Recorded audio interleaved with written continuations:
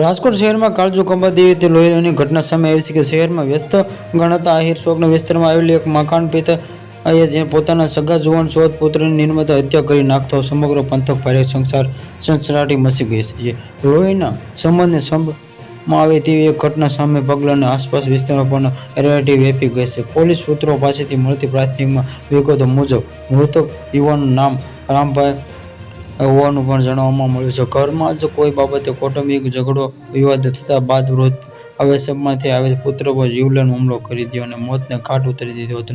ઘટનાની જાણ થતાં જ પોલીસ તાત્કાલિક કાર્યવાહી કરી આરોપીને વૃદ્ધ પિતાને પોતાની સંકટમાં લઈને કાયદેસરની અટકાયત કરી લીધી છે.